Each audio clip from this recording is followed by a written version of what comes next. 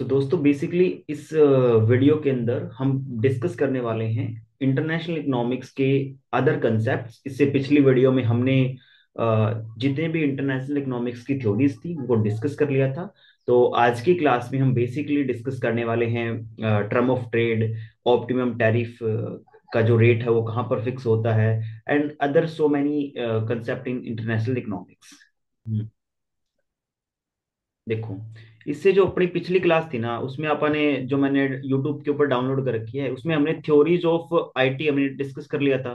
तो आज की क्लास में हम बेसिकली क्या करेंगे, ऑफर करो, और इसके अंदर हम यहाँ ऑप्टिमम ऑफर करो के बारे में डिस्कस करेंगे। Then term of trade, partial and general equilibrium, tariff के जो 8 इफेक्ट होते हैं किंडलबर्ग के द्वारा जो दिए गए थे उसको डिस्कस करेंगे। इकोनॉमिक इंटीग्रेशंस को डिस्कस करेंगे। इसके अलावा 3 से 4 और थ्योरीज हैं उनको भी डिस्कस करेंगे। और उसके बाद जो आईटी के अंदर जो सिलेबस रहता है that is basically exchange rate determination और balance of payment, WTO, world bank और आईएमएफ और अदर जो इंटरनेशनल इंस्टीट्यूशंस हैं अपने उनका करंट डाटा और इम्पोर्टेंट्स उनकी जो भी डेट्स हैं, वो सारा जो मैटर है बेसिकली उसके अंदर रहता है आईटी के अंदर। तो वो सारा मैटर अब आप कल की क्लास के अंदर डिस्कस करेंगे। आज के अंदर बेसिकली हम ये वाला जो पोर्शन है उसको डिस्कस करेंगे। कि हम्म। देखो,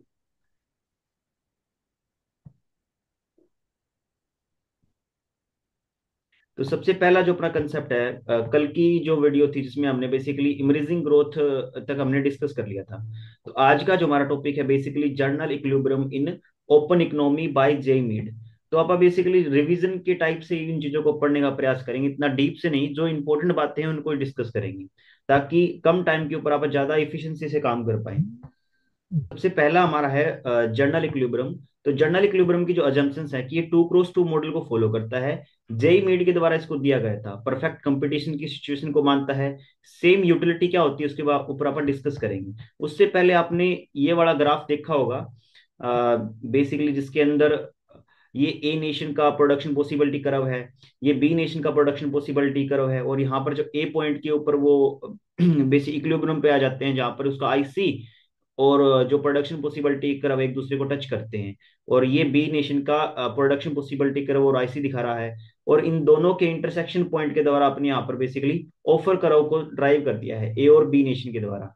और ई पॉइंट पर वो क्या है, इक्विलिब्रियम पर है इन इंटरनेशनल ट्रेड। तो जो हमारा ट्रेड इन डिफरेंस कर्व क्या कहता है, ट्रेड इन डिफरेंस कर्व कहता है कि it is a locus of different different term of trade off export and import between two countries having same level of utility. कि इनका मानना था कि ट्रेड बेसिकली आप माइक्रो के अंदर भी आईसी को पढ़ के आए हो ना, तो वहां पर आईसी का जो कंसेप्ट है वो बेसिकली क्या बताता है कि यहाँ पर यूटिलिटी सेम रहती है। तो इस कंसेप्ट के अकॉर्डिंग जब आप किसी भी ट्रेड के अंदर एंटर करते हैं तो it is a special case of offer करो जिस पर यूटिलिटी सेम रहती है कंट्री ए की before and after trade. Same IC पर ही वो बेसिकली क्या करते हैं, प्रोडक्शन करते रहते हैं आफ्टर ट्रेड के बाद भी। लेकिन एक इंपॉर्टेंट बात होती है कि जैसे जैसे आप ऑफर करोगे ऊपर चढ़ते जाते हैं ना ऊपर, तो वैसे वैसे ही उसकी जो यूटिलिटी है वो भी बढ़ती जाती है। और सेम इसी प्रकार से बी कंट्री की केस में भी हमें देखने को मिलता है। तो ये सिंपल सा कंसेप्ट था ट्रेड इंडिफरेंस कर्व का, जो कि जेई मेड के द्वारा दिया गया था, जनरल कंसेप्ट। उसके बाद आता है हमारा इंपॉर्टेंट कि ऑफर कर्व होता क्या है बेसिकली। सो ऑफर करो बेसिकली किसको बताएंगे, ऑफर करो का जो कंसेप्ट था वो दिया था trade equation in term of offer करो, मार्शल और एजवर्थ के द्वारा दिया गया था। और ऑफर करो बताता है, ऑफर का मतलब होता है आप कितना देना चाहते हैं, means how much a country offer करती है, गिव करती है his commodity export for getting commodities of import producing by in other countries. भी आप अपने एक्सपोर्ट के बदले कितना, आप दूसरी कंट्री का अगर कुछ माल ले रहे हैं तो उसके बदले में आप कितना एक्सपोर्ट देने के लिए तैयार हैं, how much we can offer for import of other countries. So this is basically offer करो। और अगर इसको दूसरी भाषा में कहें तो A offer curve so A country willingness to import and export of various relative commodity price. ये सारी डेफिनेशन आप क्यों कर रहे हैं, इस सभी डेफिनेशन का जो करने का जो मेन मकसद है ना कि पेपर में आजकल इसी प्रकार की डेफिनेशन पूछी जाती है कि ऑफर करो आ जाएगा और ऑफर करो की डेफिनेशन बताओ। तो इस प्रकार से आप इन डेफिनेशन को भी हमें समझने का प्रयास करना पड़ेगा। जैसे कि जो 2000 2024 का पेपर था, उसके अंदर उन्होंने एक्सचेंज रेट और एक्सचेंज रेट रिस्क दोनों के बारे में पूछ रखा था। तो काफी कम कन्फ्लिक्ट हो जाता है कि सेम सेम सी हमें डेफिनेशन देखने को मिलती है। उसके बाद बात आती है, अगर इसकी दूसरी डेफिनेशन लें, it is a locus of all different combination of export and import at different level of term of trade between two nation at different level of utility। इसका मतलब क्या हुआ कि जो ऑफर करो होता है ना, वहां पर एक्सपोर्ट और इंपोर्ट के डिफरेंट डिफरेंट कॉम्बिनेशन हमें देखने को मिलते हैं, different different term of trade के ऊपर, दो नेशन के बीच में, जहां पर उनका यूटिलिटी का लेवल भी डिफरेंट डिफरेंट होता है। तो ये सारी चीजें हमें ऑफर करो पर देखने को मिलती है, टर्म ऑफ ट्रेड, दो नेशंस, एक्सपोर्ट इंपोर्ट और utility level of two nations. उसके बाद बात आती है शिफ्टिंग ऑफ ऑफर करो। शिफ्टिंग ऑफ ऑफर करो दिया था H.G. जॉनसन ने।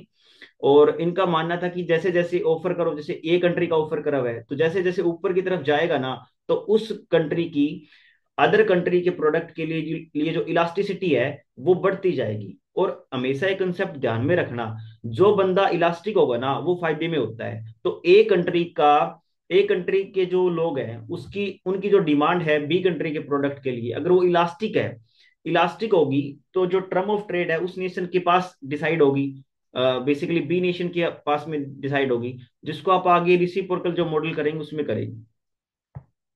आप मुझे रुका सकते हो अगर आपको कोई कंसेप्ट समझ में ना आए तो। और उसके बाद में बात आती है कि ऑफर करो के ऊपर जैसे जैसे आगे बढ़ा जाता है तो क्या होगा, उसकी डिमांड फॉर अदर कंट्री के प्रोडक्ट के लिए इलास्टिक होती जाएगी।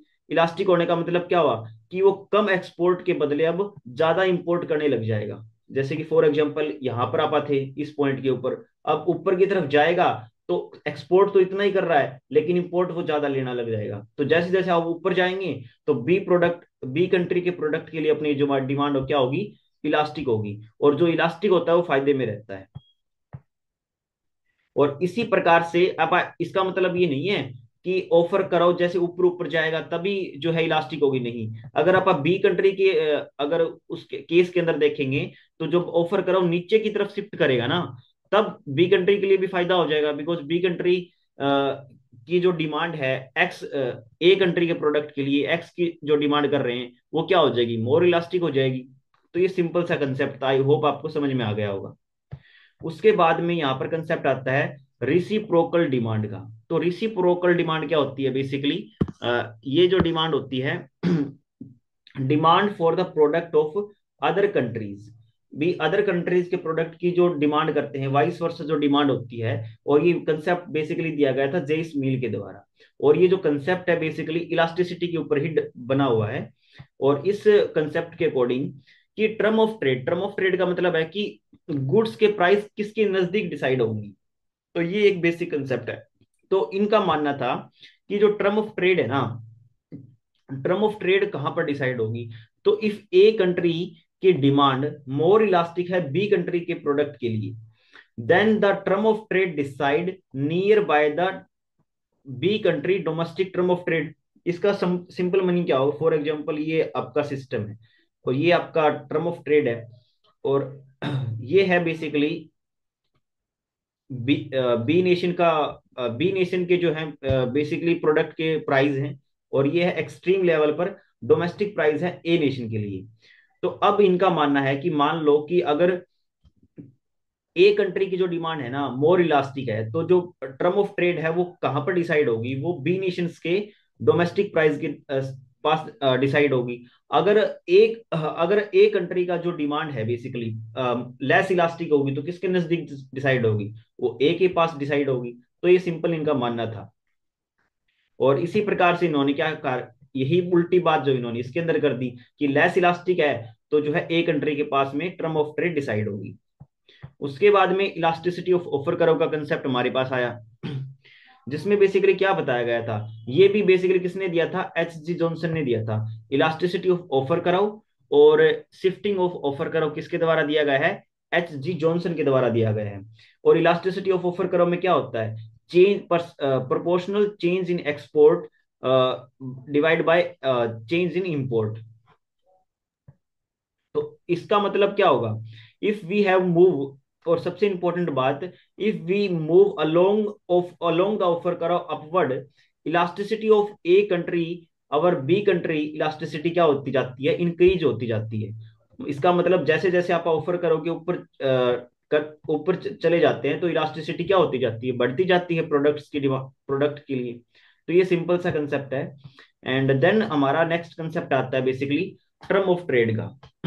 तो टर्म ऑफ ट्रेड बेसिकली क्या होगी अभी अब हमारी, कि what one country give up for taking from other countries भी, एक कंट्रीज अपने प्रोडक्ट के बदले में दूसरे से क्या लेना पसंद करती है। तो अगर मैं इसको सिंपल साधारण भाषा में कहूं, फॉर एग्जाम्पल ए कंट्री है और ये बी कंट्री है। ए कंट्री के कोई एक्स प्रोडक्ट बनाती है, उसका प्राइस है पी एक्स, और बी कंट्री कोई वाई प्रोडक्ट बनाती है, उसका प्राइस है पी वाई। इसको तो आप हम मान लेते हैं, तो और ये मान लेते हैं कि टोटल जो अमाउंट है ना दोनों के पास, सौ यूनिट कोई उनके पास करेंसी है। तो मान लो प्राइस ऑफ एक्स क्या है, 10 रुपए है, और इसकी क्वांटिटी वो एक्सपोर्ट करते हैं 5, 10 के लगा देते हैं इसको, और ये जो प्राइस है बेसिकली है 20, तो ये कितना एक्सपोर्ट करेगा, 5। तो अब बेसिकली टर्म ऑफ ट्रेड क्या होते हैं कि प्राइस ऑफ एक्सपोर्ट इनटू में quantity equal to price of import into में उस प्रोडक्ट की क्वांटिटी। ये दोनों बराबर होनी चाहिए भी, सिंपल सी बात है, जितना आप एक्सपोर्ट करेंगे उतना इंपोर्ट कर सकते हैं। तो 10 मल्टीप्लाई बाई 10 इक्वल टू क्या हो जाएगा, 10, 20 मल्टीप्लाई बाई इंटू में 5, ये आ जाएगा। अब इस कंसेप्ट के अकॉर्डिंग क्या होगा कि प्राइस ऑफ, ये क्या था हमारा प्राइस ऑफ एक्सपोर्ट, और नीचे ये 20 क्या आ जाएगा, प्राइस ऑफ इंपोर्ट, इसको एम से लिख लेते हैं, इक्वल टू क्या होगा, quantity of import divide by quantity of export. तो ये एक जनरल फॉर्मूला बन जाता है हमारा। और इसी फॉर्मूले को फिर हमने क्या कहा, इसी बात को हमने क्या कहा कि price of export divide by import क्या होगा, नेट बार्टर या फिर कॉमोडिटी टर्म ऑफ ट्रेड के नाम से जाना जाता है, जिसको दिया था जोसेफ वाइनर और टूसिंग ने। फिर अगर हम क्वांटिटी के मेजरमेंट से देखें तो उसको हम कहते हैं gross barter term of trade. उसके बाद में अगर आप इनकम के क्राइटेरिया से देखें, तो जब नेट बार्टर को आप मल्टीप्लाई कर देते हैं किससे, क्वांटिटी ऑफ एक्सपोर्ट से, और वो सही वही चीज है, कुछ अलग नहीं किया हमने। इसके अंदर क्या कर दिया कि प्राइस ऑफ एक्सपोर्ट इनटू में प्राइस ऑफ इंपोर्ट, इसको मल्टीप्लाई कर दिया क्वांटिटी ऑफ एक्सपोर्ट से, तो क्या बचेगा, क्वांटिटी ऑफ इंपोर्ट आ जाएगा। और यही वैल्यू आनी है, चाहे आप करके देख लो कि प्राइस ऑफ एक्सपोर्ट क्या था हमारा, 10 रुपए डिवाइड बाई 20 इंटू में ये 10 था, तो वैल्यू क्या आएगी, 5 ही आएगी। मतलब कि ये जो वैल्यू है ना, चार वैल्यू हमेशा क्या होनी चाहिए, इक्वल होनी चाहिए। ये सिंपल सा कंसेप्ट है, इसलिए इन चीजों को घुमा फिरा कर बताने का उन्होंने प्रयास किया है। और ये बेसिकली किसके द्वारा दिया गया था, इनकम टर्म ऑफ ट्रेड दिया गया था डोरेंस के द्वारा। और उसके बाद आता है हमारा single single factor term of trade, जहां पर हम बेसिकली क्या करते हैं, जो net barter term of trade है उसको एक्सपोर्ट, जो माल हम एक्सपोर्ट कर रहे हैं उसकी फैक्टर प्रोडक्टिविटी से मल्टीप्लाई कर देते हैं।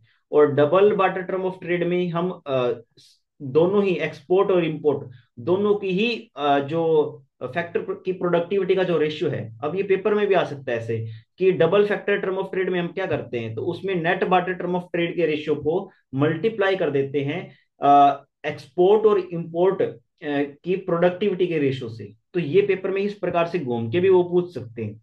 देन आता है कि रियल टर्म ऑफ ट्रेड क्या होगी, तो सिंगल जो term of factor term of trade थी, उसको जब आप यूटिलिटी से डिवाइड कर देते हैं। यूटिलिटी का मतलब होता है कि जो एक्सपोर्ट हम कर रहे हैं उसके बदले में हमने बहुत सारी चीजों का गवा दिया है, तो उस मतलब कि हमने त्याग किया है, अपना परिश्रम किया है, जो भी हमने काम किया है उसके बदले में, दैट इज बेसिकली यूटिलिटी। तो जब हम single factor term of trade को मल्टीप्लाई कर देते हैं किससे, यूटिलिटी से, तब उसको आप कहते हैं रियल टर्म ऑफ ट्रेड।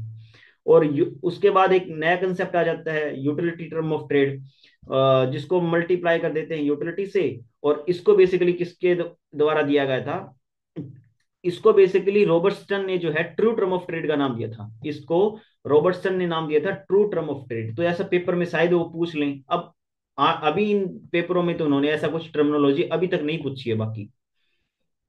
तो आई होप आपको यहां तक का जो कंसेप्ट है वो समझ में आ गया होगा इस रिवीजन क्लास के अंदर। और ये रिवीजन क्लास ये नहीं है कि मैंने बता दिया और आपने कर लिया, इसके बाद आपको खुद भी जो है ना 1-1.5 घंटा लगाकर इन इन सारे कंसेप्ट को रिवाइज करना है, तभी आप जो है अच्छा रिजल्ट लेके आ पाएंगे।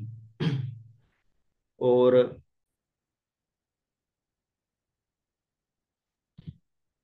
अब देखो, अब अगला हमारा जो कंसेप्ट आता है that is basically impact of tariff. Impact of tariff जो कि हम पार्सल के अंदर भी देखेंगे और जर्नल एनालिसिस के अंदर भी देखेंगे। पार्सल के अंदर बेसिकली देखते हैं हम स्मॉल कंट्री के केस में, और जर्नल में हम स्मॉल और बिगर दोनों के रूप में देखते हैं। तो देखो, सबसे इंपॉर्टेंट जो बात है कि जब, और ये जो कंसेप्ट दिया था बेसिकली किंडलबर्ग के द्वारा दिया गया था, उसने बेसिकली 8 इफेक्ट बताए थे, और इन्होंने इस कंसेप्ट के अंदर स्मॉल कंट्री को लेके चले थे। ठीक है। और पार्सल क्यों कहा इन्होंने? बिकॉज ये प्राइस को ही एक प्रकार से लेके चल रहे हैं, अदर जो फैक्टर है उनको उन्होंने कंसीडर नहीं किया है इसके अंदर। तो इस कंसेप्ट के अकॉर्डिंग ये हमारी स्टार्टिंग के अंदर क्या है, किसी भी कंट्री के अंदर डिमांड सप्लाई है किसी भी पर्टिकुलर गुड के लिए, और जब ये डिमांड और सप्लाई है तो ये प्राइस है, इनिशियल प्राइस, और ये क्वांटिटी है। ओके। अब इसके बाद क्या हुआ कि जब वो इंटरनेशनल ट्रेड के अंदर व्यापार करना स्टार्ट कर देते हैं, तो ये जो एक्स कोई गुड है ना, वो किसी पर्टिकुलर नेशन के अंदर, अब इस नेशन के अंदर तो वो गुड मिल रही थी 50 रुपए में, मान लो पी जो है 50 रुपए था, अब बाहर वो मिलने लग जाती है 30 रुपए में। तो ये 30 रुपए में मिलने लग जाती है, तब बेसिकली क्या होगा, तो जो हमारे देश के अंदर उसकी डिमांड बढ़ जाएगी, तो डिमांड क्या हो जाएगी, Q1 हो जाएगी। और उसके बाद में लेकिन जो हमारे लेकिन 30 रुपए के ऊपर हम तो सप्लाई नहीं कर सकते इतना, जो हमारे देश के जो प्रोड्यूसर हैं तो वो मार्केट से बाहर हो जाएंगे, और सप्लाई क्या हो जाएगी कि OQ हो जाएगी। उसके बाद ये वाला जो पोर्शन है ना, वो सारा का सारा किसके द्वारा सप्लाई किया जाएगा, मार्केट के जो, ये बेसिकली सारा का सारा माल क्या होगा, हम इंपोर्ट करेंगे। उसके बाद, और इसी बात को मैंने यहाँ पर मेंशन भी किया है कि OQ हमारी डोमेस्टिक सप्लाई होगी, OQ1 हमारी डोमेस्टिक डिमांड, और OQ1 अर्थात ये वाला पोर्शन क्या हो जाएगा, O से Q1 तक हमारा इंपोर्ट हो जाएगा। लेकिन जब सरकार क्या करती है, इन प्रोडक्ट के, इस एक्स प्रोडक्ट के ऊपर टैरिफ लगा देती है। टैरिफ लगा देती है 10 रुपए का, तो ये प्रोडक्ट हो जाता है 40 रुपए का। जैसे ही 40 रुपए का प्रोडक्ट हो जाता है, तो हमें 8 प्रकार के इफेक्ट देखने को मिलते हैं।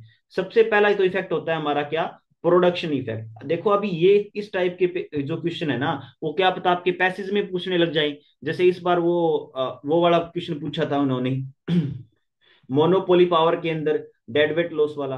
तो इस प्रकार से हमें 360 डिग्री के अंदर कंसेप्ट को समझने का प्रयास करना होगा, और ताकि हमें पता होना चाहिए कि किस बॉक्स के अंदर कौन सा इफेक्ट जो है दिखाया गया है। ठीक है। तो अब इसके अंदर अगर आप देखोगे, तो जो OQ3 है भी, जब हमने प्राइस क्या हो गया P1 से P2 हो गया, तो जो OQ3 क्या हो गया हमारा, that is basically production effect. भी प्रोडक्शन इंक्रीज हो जाएगा, लेकिन हमारा कंजप्शन डिक्रीज हो जाएगा, बिकॉज 30 से 40 रुपए की गुड मिलने लग गई। उसके बाद में जो ये वाला जो बॉक्स होगा, ये वाला जो बॉक्स होगा दैट इज BCFE, ये क्या हो जाएगा हमारा, that is basically our revenue effect. ये हमारा रिवेन्यू इफेक्ट हो जाएगा, ये वाला पोर्शन, बिकॉज ये गवर्नमेंट को जाएगा सारा का सारा। ओके। और ये वाला जो पोर्शन होगा दैट इज दिस पोर्शन, ये बेसिकली हमारा होगा प्रोड्यूसर का सरप्लस हो जाएगा, बिकॉज पहले तो इतना ही प्रोडक्शन कर रहा था, प्रोडक्शन बढ़कर इतना हो गया, तो ये ऊपर वाला पोर्शन हो जाएगा हमारा प्रोड्यूसर सरप्लस। और उसके साथ साथ जो हमारा कंज्यूमर का सरप्लस था, वो बेसिकली क्या हो जाएगा, रीडिस्ट्रीब्यूट हो जाएगा। वो दैट इज बेसिकली रीडिस्ट्रीब्यूट, और रीडिस्ट्रीब्यूट कहाँ कहाँ पर होगा, वो ये वाला पोर्शन प्रोड्यूसर के पास, ये वाला पोर्शन गवर्नमेंट के पास जाएगा। और ये जो ट्रायंगल है, ये जो दो ट्रायंगल है, वो बेसिकली हमारा कहलाता है डेड वेट लॉस। बिकॉज जब भी गवर्नमेंट जो है ना प्राइस को कंट्रोल करने का प्रयास करती है, चाहे वो प्राइस फ्लोर हो या प्राइस सीलिंग हो, तो बेसिकली हमें डेड वेट लॉस की सिचुएशन देखने को मिलती है, जहां पर मार्केट इन एफिशिएंस हो जाती है। और मार्केट की इन एफिशिएंसी का मतलब होता है कि जो मार्केट का जो टोटल सरप्लस है ना, वो कम हो जाता है। और total surplus basically is the combination of consumer surplus और प्रोड्यूसर सरप्लस होता है। और उसके बाद में दैट हमारा नेक्स्ट कंसेप्ट आता है कॉम्पिटेटिव इफेक्ट। कॉम्पिटेटिव इफेक्ट का मतलब होता है कि जब सरकार उस प्रोडक्ट का जो दाम है 30 से 40 कर देती है, तब इन्वेस्टर्स जो हमारे देश के जो प्रोड्यूसर है उनको क्या मिलता है, इंसेंटिव मिलता है। इंसेंटिव मिलता है तो हमारे देश के अंदर कंपटीशन बढ़ जाता है। तो ये टैरिफ का ये एक अच्छा इफेक्ट है कि हमारी जो डोमेस्टिक जो फर्म्स हैं वो प्रोडक्शन करना स्टार्ट कर देती हैं। और उसके बाद में आता हमारा इनकम इफेक्ट। इनकम इफेक्ट क्या कहेगा कि जैसे ही हमने इंपोर्ट हमारा कम हो गया बिकॉज हमने टैरिफ लगा दिया, तो इंक्रीजिंग द डोमेस्टिक कंजप्शन और इंक्रीजिंग आवर इनकम, तो ये हमारा इनकम इफेक्ट होगा। और बैलेंस ऑफ पेमेंट इफेक्ट क्या होगा, हमारा डेफिसिट कम हो जाएगा। और लेकिन उसके बाद जो सबसे इंपॉर्टेंट इफेक्ट आता है, that is basically term of trade effect. Term of trade effect क्या होता है, कि अगर टैरिफ लगाने के बाद मान लो हमने अमेरिका के प्रोडक्ट के ऊपर, यूएस के प्रोडक्ट के ऊपर हमने क्या लगा दिया, टैरिफ लगा दिया। तो टैरिफ लगाने के बाद में क्या होगा कि if supply of foreign good की जो इलास्टिसिटी है, कि if supply of foreign good elastic है, then tariff imposing not likely to improve term of trade. Simple भाषा में बताऊं कि अगर यूएस के की जो गुड्स वो एक्सपोर्ट कर रहे हैं उसकी सप्लाई इलास्टिक है तो टैरिफ अगर हमारे देश के अंदर लगा रहे हैं तो कहीं और जाके बेच देगा। तो इससे तो टर्म ऑफ ट्रेड के ऊपर कोई इफेक्ट नहीं आएगा, ठीक है, कोई इंप्रूव नहीं होगी टैरिफ लगाने से भी, हमें कोई फायदा नहीं होगा। लेकिन अगर सप्लाई जो है ना नॉट परफेक्टली इलास्टिक है, यूएस भी प्योरली जो है ना भारत की बजाय और कहीं नहीं बेच सकता, तो ऐसी सिचुएशन में हमें देखना पड़ेगा कि जो डिमांड और सप्लाई दोनों की इलास्टिसिटी को कंपेयर करके फिर डिसाइड करना पड़ेगा कि हमारी टर्म ऑफ ट्रेड इंप्रूव होगी या नहीं होगी। अगर डिमांड की इलास्टिसिटी ग्रेटर देन है सप्लाई की इलास्टिसिटी से, तो टर्म ऑफ ट्रेड इंप्रूव हो जाएगी। अगर लेस देन है तो नहीं होगी, बिकॉज जो इलास्टिक होता है वही क्या होता है, पावर में होता है, वही फायदेमंद होता है। आई होप आपको यहां तक का कंसेप्ट समझ में आ गया होगा, बिकॉज हमें काफी कंसेप्ट आज करने हैं कवर। और उसके बाद हमारा कंसेप्ट आता है अंडर जर्नल इक्विलिब्रियम। कि जर्नल इक्विलिब्रियम का जब कंसेप्ट आता है तब आप लेते हैं एक स्मॉल कंट्री। स्मॉल कंट्री जब किसी नेशन के ऊपर, मान लो कोई यूएस के ऊपर है, नेपाल ने टैरिफ लगा दिया, यहाँ पर स्मॉल कंट्री का किसी भी एरिया से मतलब नहीं है। यहाँ पर स्मॉल कंट्री का मतलब है कि उसका इकोनॉमिक एंड इकोनॉमी वाइज जो है ना उसका जो एरिया है वो छोटा है। तो स्मॉल कंट्री है तो वॉल्यूम ऑफ ट्रेड क्या हो जाएगी, अगर वो टैरिफ लगाएगी तो कम हो जाएगा बेसिकली। और टर्म ऑफ ट्रेड के अंदर कोई चेंज नहीं आएगा। टर्म ऑफ ट्रेड के अंदर क्यों नहीं आएगा, बिकॉज स्मॉल कंट्री है, उससे इंटरनेशनल मार्केट के ऊपर इतना कुछ इफेक्ट नहीं पड़ेगा। और वेलफेयर भी जो है ना उसका कम हो जाएगा उस कंट्री का, और टर्म ऑफ ट्रेड उसके लिए फेवर में नहीं होंगी। तो ये इनका मानना था। इसका कारण क्या है, कारण सिंपल सा है कि his demand is in elastic for import goods. कि जो उसकी जो डिमांड होती है ना इंपोर्ट्स गुड के लिए, वो क्या होती है, इन इलास्टिक होती है, उसको खरीदना ही खरीदना पड़ता है। तो इससे उसको कोई ज्यादा फायदा नहीं होगा। उसके बाद बात आती है बिग कंट्री की। तो बिग कंट्री जब किसी के ऊपर टैरिफ लगाती है तो टर्म ऑफ ट्रेड चेंज होती है। Larger country take benefit from this step. भी जो बड़ी कंपनी, अगर बड़ी कोई कंट्री है तो उसको फायदा होता है, स्मॉल को नहीं होता। बट लेकिन अगर दोनों ही कंट्री अगर बिग हो जाती हैं, इस केस के अंदर जैसे चाइना यूएस के ऊपर लगा दे, यूएस चाइना के ऊपर लगा दे, तो if any country improve impose tariff then other also impose tariff, then क्या होगा, टर्म ऑफ ट्रेड चेंज नहीं होगी बिकॉज दोनों ही सेम एक्शंस करेंगे, और वेलफेयर डिक्लाइनिंग हो जाएगा और वॉल्यूम ऑफ ट्रेड भी कम हो जाएगा। तो ये एक सिंपल से कंसेप्ट है इसके अंदर। और उसके बाद हमारा सबसे महत्वपूर्ण आज की क्लास का जो कंसेप्ट है that is basically optimum tariff. Optimum tariff क्या होता है, तो आपको मैं इस स्लाइड से पहले इस यहाँ पर दिखाना चाहूंगा। डिटो मैंने बुक का ही एक्सप्लेनेशन यहाँ पर देने का प्रयास किया है कि ऑप्टिमम टैरिफ क्या होता है। एक ऐसा रेट होता है that maximize the net benefit resulting from the improvement in the nation term of trade against the negative effect resulting from the reduction in the volume of the trade। क्या हुआ भाई,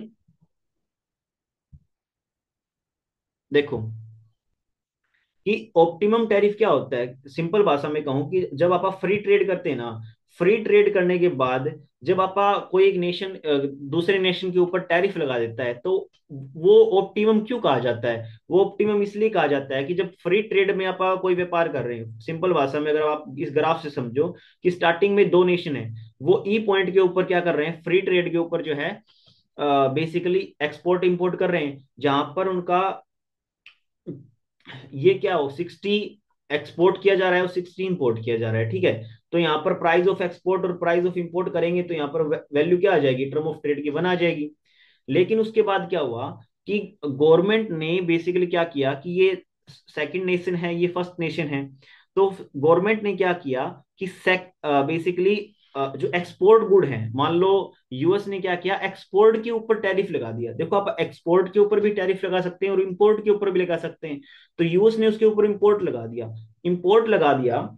इंपोर्ट लगाने के बाद क्या हुआ कि अब जो गुड बेसिकली ये जो हमारा ये सेकंड जो नेशन है यूएस, उसका ऑफर करा था, वो नीचे की तरफ आ गया, नीचे की तरफ आ गया। तो जो एक्स के लिए उसकी जो डिमांड है वो क्या हो जाएगी, इलास्टिक हो जाएगी। इलास्टिक हो जाएगी तो यहाँ पर आप देख सकते हो कि वो 25 गुड का एक्सपोर्ट कर कर 40 गुड का वो क्या कर रहा है, इंपोर्ट कर रहा है। तो 40 डिवाइड बाय 25 करेंगे तो यूएस की टर्म ऑफ ट्रेड क्या हो जाएगी, 1.6 हो जाएगी। और बिकॉज अगर आप जर्नल देखें तो उसको क्या करना चाहिए, 50 गुड्स का क्या करना चाहिए, एक्सपोर्ट करना चाहिए। 40 के बदले बदले उसको कितना करना चाहिए, 50 का करना चाहिए। लेकिन जो 25 है वो बेसिकली क्या हो जाएगा, वो बेसिकली ये जो सारा का सारा जो रिवेन्यू है वो गवर्नमेंट को चला जाएगा। बिकॉज गवर्नमेंट इसके ऊपर क्या लगा देगी, एक्सपोर्ट ड्यूटीज लगा देंगी। और सबसे इंपॉर्टेंट बात है कि जो एक्सपोर्ट का जो टैरिफ होता है सेम इंपोर्ट टैरिफ के बराबर ही होता है। और अब यहां पर एक कंसेप्ट आता है कि तो अब आप इस डेफिनेशन को आप समझ सकते हैं कि ऑप्टिमम टैरिफ क्या होता है। इज ए रेट होता है, वो रेट होता है जहां पर हम अपने प्रॉफिट को, बेनिफिट को क्या कर लेते हैं, नेट बेनिफिट को मैक्सिमाइज कर लेते हैं। एक तो आपको फ्री ट्रेड के टाइम पर आपको बेनिफिट हो रहा था, लेकिन अब जो हमें बेनिफिट हो रहा है ना वो फ्री ट्रेड से भी ज्यादा हो रहा है। आप देख सकते हो कि जो यूएस को पहले तो एक के बदले में एक दे रहा था, लेकिन अब एक देके उससे 1.6 गुना ज्यादा गुड्स वो ज्यादा ले रहा है। तो अब उसका जो वेलफेयर हो गया वो क्या हो गया, ज्यादा हो गया। तो इससे क्या हो गया, ज्यादा उसको वेलफेयर होगा। तो maximize the net benefit resulting from the improvement in the nation term of trade, उसकी टर्म ऑफ ट्रेड क्या हो जाएगी, इंप्रूव हो जाएगी। और किससे इंप्रूव हुई है, नेगेटिव इफेक्ट पड़ा है because reduction in the volume of the trade, volume of the trade कम हो चुकी है। और इस फॉर्मूले से आप बेसिकली उसको फाइंड आउट कर सकते हैं। T is basically optimum tariff divide by equal to 1/E-1। और यहाँ पर जो ई क्या है, अदर नेशन की जो इलास्टिसिटी है ऑफर करव की, ऑफर करव के अदर नेशन का जो ऑफर करव की जो इलास्टिसिटी होती है उसको आप यहाँ पर रखते हैं। और अगर दोस्तों ये बहुत ही महत्वपूर्ण बात है पेपर में आने वाली, कि अगर अदर नेशन का जो ऑफर करो की जो इलास्टिसिटी है वो स्ट्रेट लाइन है, स्ट्रेट लाइन कैसे होगी, कुछ इस प्रकार से कि ये तो होगी हमारी बी नेशन और ये है हमारा ए नेशन का ऑफर करो। अब स्ट्रेट लाइन होने के बाद आप देखो, अगर अब आप अगर अब आप जो अपना ऑफर करो बी जो नेशन है वो नीचे लेके आएगा, तब उसको बेसिकली टैरिफ लगा ही नहीं सकता। टैरिफ लगाएगा कैसे, मान लो पहले यहाँ पर 60 दे रहा था, अब उसको कितना देना पड़ेगा, 50। और यहाँ पर भी वो 50 ही देगा। तो जब अदर कंट्री का ऑफर करो स्ट्रेट लाइन हो, तब इस केस के अंदर बेसिकली क्या होगा, स्ट्रेट लाइन होगा तो यहाँ पर 1 आ जाएगा। तो इस केस के अंदर क्या होगा, हम उसके ऊपर टैरिफ नहीं लगा सकते।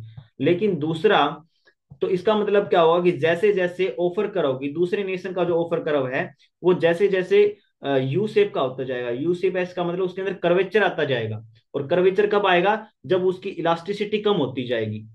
ठीक है दोस्तों, तो जैसे जैसे उसकी इलास्टिसिटी कम होती जाएगी वैसे वैसे ऑप्टिमम टैरिफ की जो वैल्यू है वो बढ़ती जाएगी। तो ये एक सिंपल सा कंसेप्ट था ऑफर करा होगा। आई होप आपको समझ में आ गया होगा। और सबसे इंपॉर्टेंट बात कि ऑप्टिमम टैरिफ फ्री ट्रेड में मिलने वाले वेलफेयर से ज्यादा वेलफेयर नेशन को देता है, बट ओवरऑल जो वेलफेयर है वर्ल्ड का वो कम हो जाता है। इसीलिए जो है हम फ्री ट्रेड को ही ज्यादा फेवर करते हैं एज कंपेयर टू किसी भी प्रकार के टैरिफ लगाने से। आई होप आपको यहां तक का कंसेप्ट समझ में आ गया होगा। ये जो क्लास है वो आई थिंक अब 2 या 3 मिनट बाद जो है वो अपने आप ही एंड हो जाएगी। तो आप एक लिंक आपको मैं और भेजूंगा, उसको आप ज्वाइन कर लेना। उसके बाद हमारा नेक्स्ट कंसेप्ट आता है इकोनॉमिक इंटीग्रेशन का। तो इकोनॉमिक इंटीग्रेशन सिंपल सा है कि सबसे पहले आता है प्रिफरेंशियल ट्रेड एरिया, जिसको आप एसोसिएशन भी कहते हैं। लोअर टैरिफ रेट जहां पर होता है भी कम टैरिफ रेट लगाएंगे। फिर आता है फ्री ट्रेड एरिया, जहां पर किसी भी प्रकार का कोई भी टैरिफ नहीं होता। फिर आता है कस्टम ट्रेड एरिया, जहां पर फ्री ट्रेड होता है। फ्री ट्रेड तो होता है कॉमन, जो भी कॉमन जो भी मेंबर नेशंस होते हैं, लेकिन अदर कॉमन टैरिफ पॉलिसी होती है विद नॉन मेंबर कंट्रीज के साथ। फॉर एग्जांपल ए और बी ने कस्टम यूनियन बना दिया, तो इनके बीच में क्या होगा, फ्री ट्रेड होगा, और सी नेशन के साथ जो भी वो व्यापार करेंगे उसके लिए वो सेम पॉलिसी लागू करेंगे। और उसके बाद में कॉमन मार्केट के अंदर क्या होगा, कॉमन मार्केट के अंदर फ्री ट्रेड एरिया भी होगा, और एक प्रकार से कस्टम यूनियन वाली भी बातें आ जाएंगी, प्लस में free mobility of labour and capital आ जाएगा। मतलब ऊपर वाली सारी बातें चलती जाएंगी और कुछ ना कुछ नया ऐड होता जाएगा। और उसके बाद में इकोनॉमिक यूनियन के अंदर क्या आएगा, कॉमन मार्केट वाली बातें तो आएंगी ही, कि फ्री मोबिलिटी ऑफ लेबर और कैपिटल होगा, भी एक मार्केट बन गई तो लेबर और कैपिटल मूव कर सकते हैं। लेकिन इसके साथ साथ इकोनॉमिक यूनियन में फिस्कल और मॉनेटरी पॉलिसी भी सेम हो जाएगी, और जैसे कि यूरोपियन यूनियन इसका सबसे बड़ा उदाहरण है। उसके बाद में हमारा कंसेप्ट आता है ऑप्टिमम करेंसी एरिया, जो कि दिया गया था रॉबर्ट मुंडल 1961 में। और इनका मानना था कि मैक्सिमम कैसे बेसिकली जो है हम एक एरिया के अंदर एक ही करेंसी को रखकर जो इकोनॉमिक इफिशिएंसी है उसको मैक्सिमाइज कर सकते हैं। For maximizing the economic efficiency in geographical region and share a single currency our mutual fix currency को अगर रखा जाए, तो पेपर में आपको किस प्रकार से कंडीशंस दे सकते हैं कि ये चार कंडीशन अगर फुलफिल होती हैं तभी आप ऑप्टिमम करेंसी एरिया को लागू कर सकते हैं। एक एरिया के अंदर, एक ज्योग्राफिकल एरिया के अंदर आप एक सिंगल करेंसी रख सकते हैं अगर वहां पर लेबर और कैपिटल की फ्री मोबिलिटी हो, वेज एंड प्राइस फ्लेक्सिबल हो अर्थात फ्री मार्केट हो, and A risk sharing system हो। अगर एक नेशन के अंदर कोई भी उतार चढ़ाव आ रहा है तो उसको दूसरा जो नेशन है उसको ठीक कर दे। और सिमिलर बिजनेस साइकिल बेसिकली दो सभी नेशंस के अंदर हमें देखने को मिलना चाहिए। अगर ये चार कंडीशन फुलफिल होती हैं तभी हम बेसिकली क्या कर सकते हैं, ऑप्टिमम करेंसी एरिया को अडॉप्ट कर सकते हैं, गिवन बाय रॉबर्ट मुंडेल 1961।